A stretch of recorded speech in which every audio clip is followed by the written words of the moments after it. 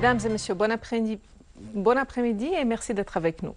Gennady Gatilov, vice-ministre russe des Affaires étrangères, a mené des rencontres avec le chef de la délégation de la République arabe syrienne au dialogue intersyrien à Genève, Bachar el-Jafari, des représentants de l'opposition syrienne démocratique laïque et l'ambassadeur de Chine auprès de l'ONU à Genève.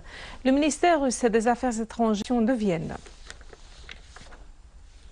Le ministre russe des Affaires étrangères, Sergueï Lavrov, a affirmé que les opérations des forces aériennes russes contre les terroristes en Syrie ne s'arrêteront pas avant la défaite des deux réseaux terroristes de Daesh et de Front al-Nusra.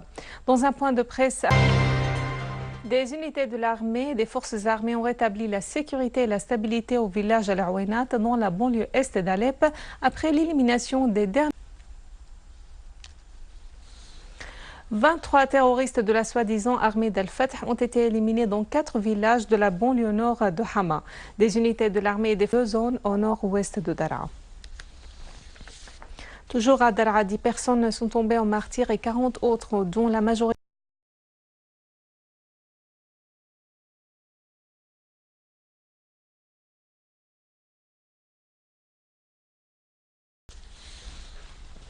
L'armée yéménite et les comités populaires se sont emparés d'une position militaire saoudienne à Assir.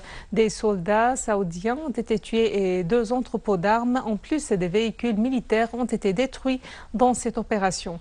Un sniper de l'armée yéménite. Avant de clore ce journal, un rappel des principaux titres. Inflige de lourdes pertes au régime saoudien et à ses mercenaires. Mesdames et messieurs, c'est la fin de notre édition. Merci à vous, merci à toute l'équipe. Au revoir.